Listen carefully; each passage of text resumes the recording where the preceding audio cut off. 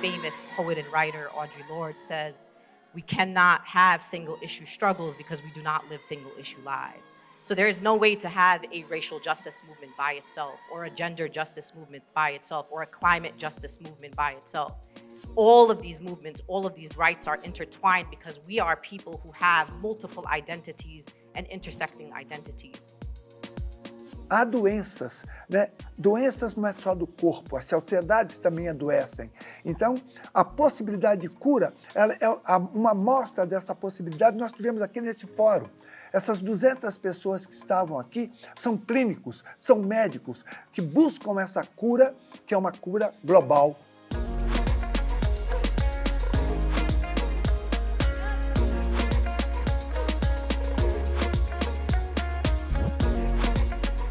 I think South Africa has shown us how transformation is truly possible.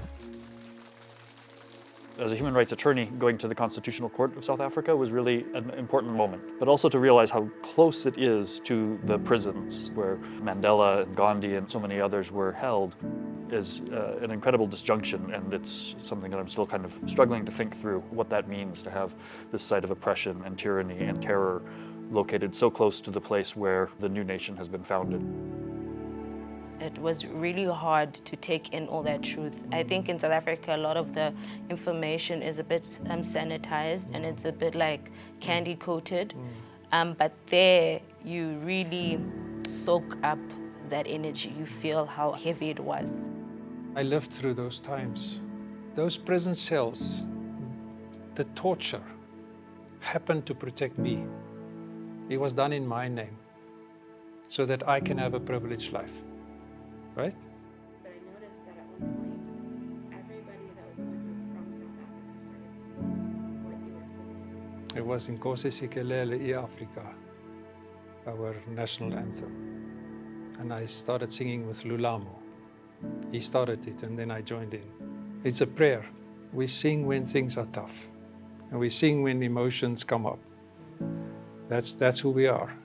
Nkosi Sikelel' iAfrika, maluphakanyiswa uphondo lwayo, yizwa nemithandazo yethu, Nkosi Sikelel'. 1994. First democratic elections, 27th of April. An elderly black man in a rural area brought in a wheelbarrow. He didn't want to die before he'd voted.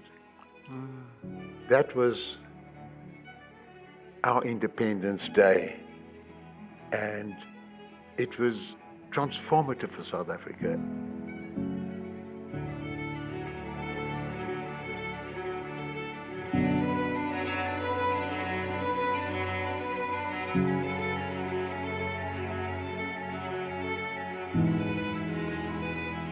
Needed each other.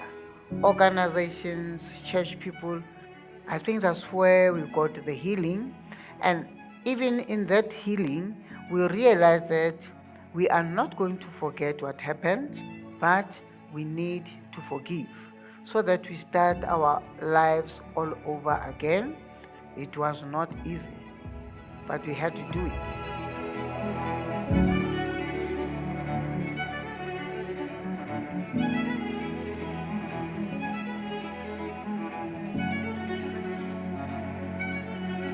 The first thing that required courage for me was to take a stand on race.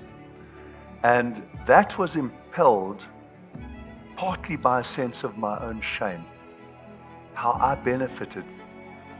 But the second issue was courage with my queerness, with my HIV. I kept that undercover for nearly 12 years. Yeah. And then I spoke out after I was better.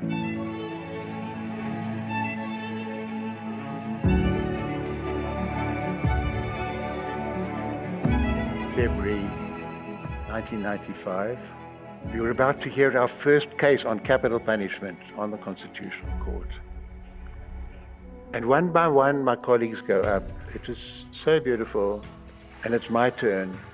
And now the question is, I have to swear the oath. but I would affirm, but I want to raise my right arm. The most solemn oath I can swear is to this arm. This is the arm of struggle. It's visible. Yes. Other people suffered in their heads, in their hearts, in their bodies, in sorrow and sadness. In my case, the trauma is visible. And right till the very last minute, should I affirm, you just put out your hand. If you want to raise your arm, you have to say, "So help me God." So I lifted up my arm and said, "So help me God." And it's the arm of the struggle.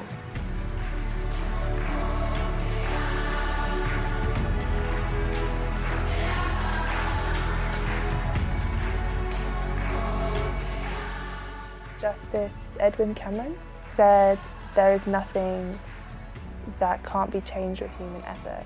And it really inspired hope that, okay, yeah, we can. None of these issues that we see in the world can't be solved by our effort together. Este programa me dio herramientas, poder cambiar de lentes en las situaciones más diversas y tener diferentes perspectivas. Y para mí el liderazgo es eso. I get up in the morning and South Africa is in such a dire place. And yet, we can change it. Each of us can. We really have agency. We've come a long way, and there's still a long way to go. Still more sunsets, still more sunrises. That we embrace and rejoice in each other's diversity. That we don't discriminate because a woman wears a hijab, or someone speaks Venda, or someone is a trans man or a trans woman.